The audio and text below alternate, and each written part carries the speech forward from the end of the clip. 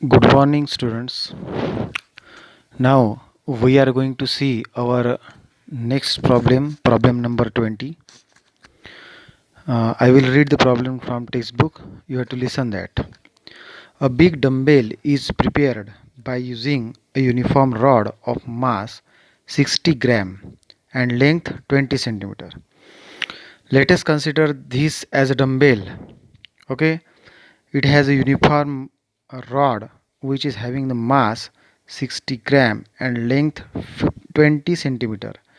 That means this rod is having a mass of 60 gram and its length is 20 centimeter from this sphere of the dumbbell to this sphere of the dumbbell. Okay, now two identical solid spheres of mass 50 gram, that means two same spheres having the same mass, okay, and having the same radius are attached, okay, at the two ends of the rod. That means they are attached at the two ends of the rod. Calculate mi, moment of inertia of dumbbell. That means we have to calculate the moment of inertia of these all these three, that means two spheres and one rod, that means it is of dumbbell. And what we have to calculate again, when it is rotated about an axis passing through its center and perpendicular to its length. That means when this rod is rotating about its central axis and passing through its center, okay, perpendicular to its length. This is the length of the dumbbell and this is the perpendicular. That is the we have to calculate its moment of inertia about this axis.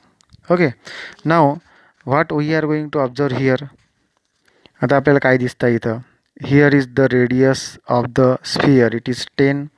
Radius of this sphere is also 10. Its mass is 50 gram. Its mass is also 50 gram. Mass of this rod is 60 gram, but its length is 20. That means the distance from center to this starting point of the sphere is 10, because this is 10 and this is 10. That means total length is 20.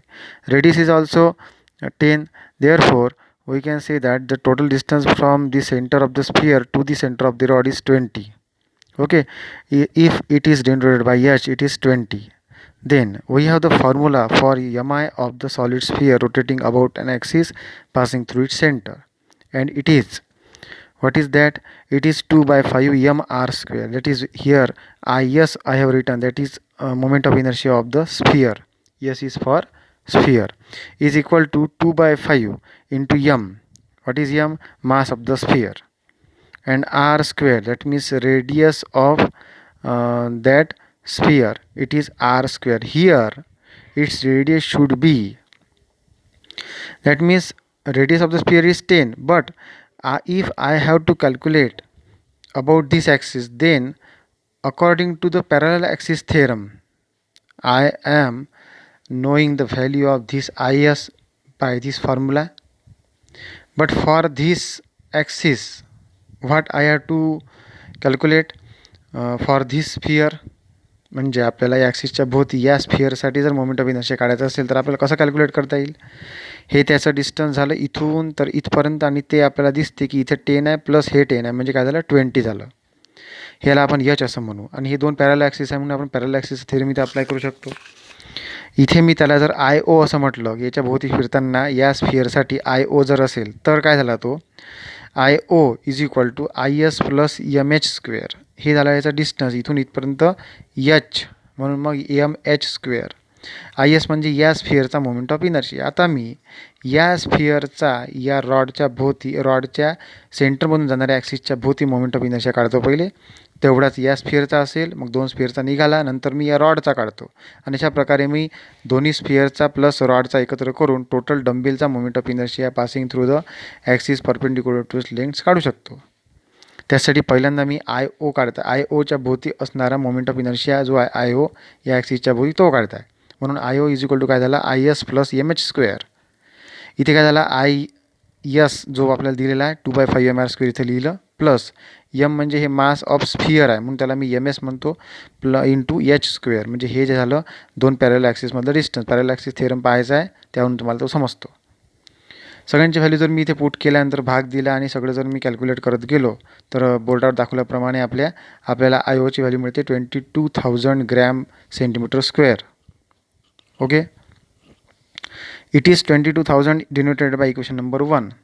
This value is of IO, that is the moment of inertia of solid sphere passing through the axis, okay, perpendicular to length of the rod. म्हणजे आपल्याला या डंबेलमधून डंबेलचा जो rod आहे त्याच्या axis सेंटरपासून pass होणाऱ्या ॲक्सिसच्या perpendicular असणाऱ्या ॲक्सिसच्या भोवती या स्फिअरचा मोमेंट ऑफ इनर्शिया मिळाला. सिमिलरली आपण असं म्हणू शकतो की असाच मोमेंट ऑफ इनर्शिया असू शकतो दुसऱ्या स्फिअरचा पण. बरोबर आहे. अशाच प्रकारे आता मी रॉडचा जर काढतो म्हटलं तर फक्त या रॉडसाठी जर मी काढतो म्हटलं रॉडचा मोमेंट ऑफ इनर्शिया, तर मला त्यासाठी फॉर्म्युला माहीत आहे. रॉडचा फॉर्म्युलाच्या लिस्टमध्ये पाहायचं सर्वात शेवटी, चॅप्टर शेवटी दिलेला आहे ते आपण ml² आहे तो.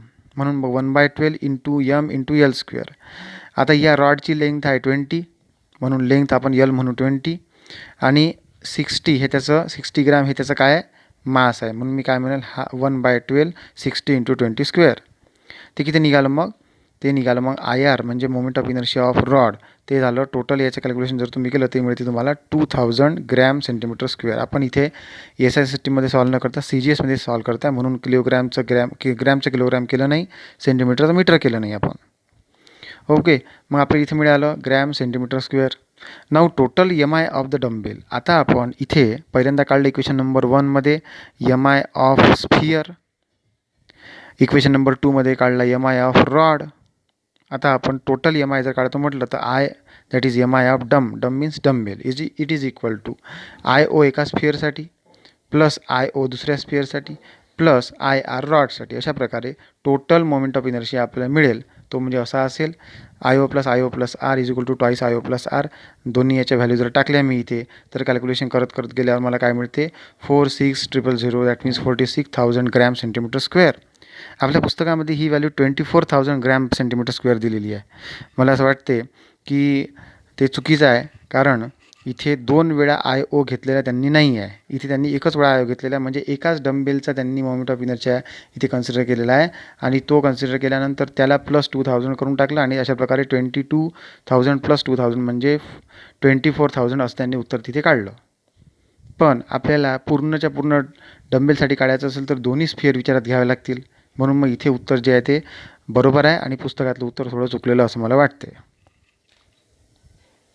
Now problem number 21. Read from text book. A flywheel used to prepare earthenware pots is set into rotation at 100 RPM. म्हणजे मातीचे भांडे बनवायचं एक चाक जे असते, आपल्या कुंभाराकडे जे चाक असते त्याची गोष्ट आहे ही. असं एक फ्लायव्हील आहे, this is the flywheel, and it is set in to rotation okay by any person at 100 RPM. म्हणजे हा जो फिरत आहे याची फ्रिक्वेन्सी किती आहे, 100 RPM. लगेच आपण आता गिव्हन सोबत लिहूया. त्याला आपण RPS म्हणजे राऊंड्स पर सेकंदमध्ये कन्वर्ट करू, म्हणून डिवायडेड बाय 60 केलं. मिनिट होते, मिनिटला डिवाइड बाय 60 केलं तर पर सेकंद निघालं. याला भाग दिल्यावर निघालं 5/3 RPS means rounds per second. Okay, then it is in the form of a disc of mass 10 kg. आता आपल्याला दिसतं आहे, मी काढलेलं आहे इथे, it is in the form of a disc of mass 10 kg. Mass of that wheel is 10 kg. okay, and radius is 0.4 meter, and radius of that wheel is 0.4 meter. याला convert करण्याची गरज नाही आहे, दोन्ही SI सिस्टीममध्येच आहे. Lump of clay to be taken equivalent to a particle. म्हणजे एक मातीचा एक गोळा छोटासा जो एक पार्टिकलच्या स्वरूपात आपण इथे कन्सिडर केलेला आहे, of mass 1.6 kg. Suppose small m is the mass of this lump of a clay. Okay, 1.6 kg falls on it and adheres to it at a certain distance x from the center. म्हणजेच काय, या व्हीलच्या सेंटरपासून x डिस्टन्सवर हा जो मातीचा छोटासा गोळा आहे तो इथे स्टिक झालेला, ज्याचं वजन किती आहे, 1.6 kg. Calculate x if the fly wheel now rotates at 80 RPM. नाव आता आपल्याला माहिती आहे की इथे एक छोटासा गोळा पडला, त्याच्यामुळे काय झालं की याचं वजन या ठिकाणी वाढलं, म्हणून मग याचा जो स्पीड आहे तो थोडासा कमी झाला, आणि तो समजा 100 RPM होता, नंतर तो 80 RPM झाला. म्हणून मग पहिल्या फ्रिक्वेन्सीला F1 म्हटलं आणि नंतरच्या फ्रिक्वेन्सीला F2 म्हटलं. नंतरची फ्रिक्वेन्सी ही व्हील प्लस या क्ले दोन्ही याची मिळून असणारी F2 आहे 80 RPM, त्याला भाग दिला या RPSमध्ये केलं 4/3 RPS म्हणजे राऊंड्स पर सेकंद. आता आपल्याला काढायचं काय म्हटलेलं आहे, कॅल्क्युलेट एक्स, बरोबर आहे.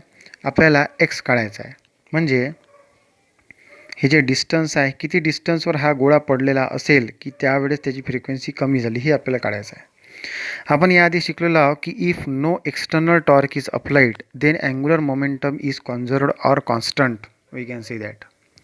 Now here angular momentum of this wheel, suppose L1 is the angular momentum of this wheel before falling of this lump of a clay, and let after falling the lump of a clay its angular momentum becomes L2.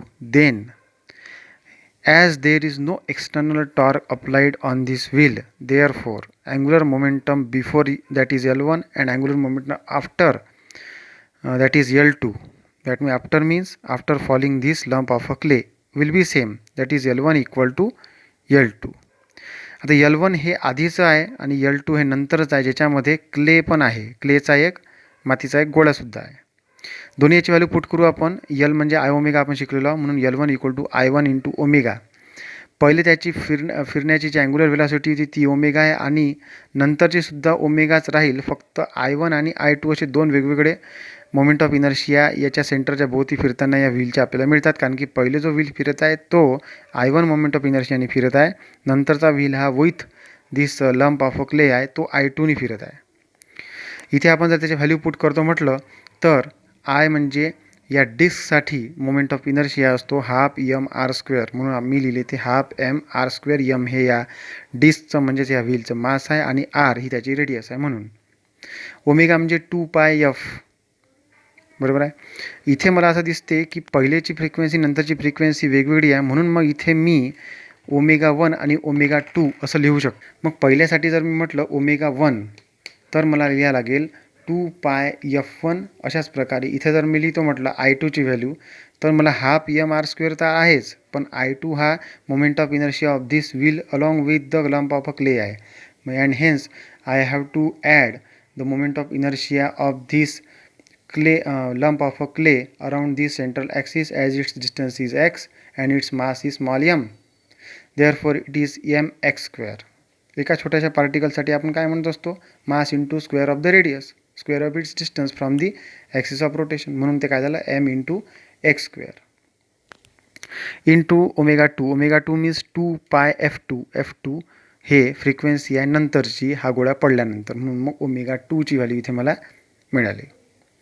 Now here आता याला solve करत करत जाऊ, एकदम सोपा आहे. Half असं लिहिलं, m असं लिहिला, r² लिहिला, ट्वाईस एफ इकडे पण आहे आणि मल्टिप्लाइडमध्ये इकडे ट्वाईस एफ आहे, म्हणून दोन्ही कॅन्सल होतील. हाफ कॅन्सल होणार नाही कारण की इथे टर्म आहे दुसरी प्लसमध्ये.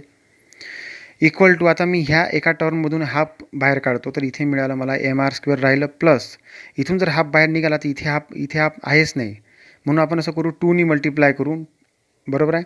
मग 2 आणि 2 जर कॅन्सल झालं तर परत मला हीच व्हॅल्यू मिळते, म्हणून मला इथं लिहायला लागेल twice mx² into f2.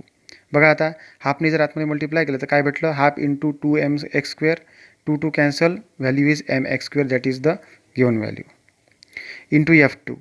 Now half and here also half which is multiplied and therefore it is cancelled. इथे पण हाफ आहे आणि इथे पण हाफ आहे, ते मल्टिप्लाइड आहे म्हणून दोन्ही काय होतील, कॅन्सल होतील. इथे करायला मग इथे आता व्हॅल्यू पुट करूया. m म्हणजे काय आहे, 10 kg म्हटलं होतं म्हणून 10, r म्हणजे 0.4 आहे त्याचा स्क्वेअर, इंटू f1 म्हणजे 5/3 इथे आपण घेतलेला आहे. सेम व्हॅल्यू इथे पुट केल्या, त्यानंतर 2 m आणि xची व्हॅल्यू, m म्हणजे काय 1.6 आहे, x म्हणजे xच आहे, फक्त त्या xची व्हॅल्यू आपल्याला काढायची आहे. f2 आपल्याला दिलेला आहे 4/3, म्हणजे या पूर्ण टर्म्समध्ये फक्त x सोडून बाकी सगळ्या व्हॅल्यू आपल्याला माहिती आहे, म्हणून आपल्याला ते काढता येईलच. या सगळ्यांनी कॅल्क्युलेशन करू आपण. 3नी याला डिवाईड करू तर मग मला भेटलं 1.6 इंटू हा 5चा असा, इथे पण 10 इंटू 0.4चा स्क्वेअर करून जर केलं तर ते भेटलं मला 1.6 परत, प्लस 2x² बाजूला घेतो आणि 1.6 असं लिहितो, कारण 1.6 दोन्हीकडे आलं तर तो कॉमन काढता येईल, इंटू 4. आता हा 3 जो आहे तो दोन्हीकडे काय झाला, कॅन्सल झाला, कारण की तो मल्टिप्लाइड आहे, म्हणून मल्टिप्लाइड बाय इथे 1/3 म्हणू आपण, इथे मल्टिप्लाइड बाय 1/3 म्हणू, इथे आपण म्हणतो 3, इथे आपण म्हणतो 3, दोन्ही काय होईल, कॅन्सल होईल. याला मल्टिप्लाय करून इथे भेटलं मला 8.0 किंवा 8 म्हणू आपण, इक्वल टू हा ब्रॅकेट जो आहे याच्यातून मी 1.6 बाहेर काढतो, ब्रॅकेटमध्ये राहिलं इथे 1 प्लस इथे काहीच नाही, इथे 1 इंटू 2x² म्हणजे 1 + 2x² इंटू 4 लक्ष द्या. 8 असच्या असा 1.6 इंटू 4 म्हणजे 6.4 इन ब्रॅकेट 1 + 2x². आता 8 असच्या असा मल्टिप्लाइड बाय या इथं 6.4 म्हणून तो इकडे आणला मी, तर तो झाला अपॉनमध्ये अपॉन 6.4 इक्वल टू इथे ब्रॅकेट जसं 1 + 2x². इथे याला डिवाईड केल्यानंतर भेटला आपला 1.25 इक्वल टू 1 + 2x². 1.25 1 इकडे नेला तर तो झाला -1. इथे राहिलं 2x². आपल्याला एक्सची व्हॅल्यू काढायची आहे, लक्षात ठेवा. 1.25 - 1 म्हणजे 0.25 इक्वल टू 2 असच्या असो आणि x² असच्या असो. Therefore x² = 0.25 upon 2. Now x² = 0.125. याचा डिवाईड केल्यावर काय भेटतं आपल्याला 0.125 किंवा त्याला आपण 1/8 म्हणू शकतो. इथे सुद्धा डिवाईड करताना 1/8 पण आपल्याला मिळू शकते किंवा त्याचा अंडर रूट काढला तर तो 0.35 असा होतो. म्हणून एक्सची व्हॅल्यू काय आली 0.35.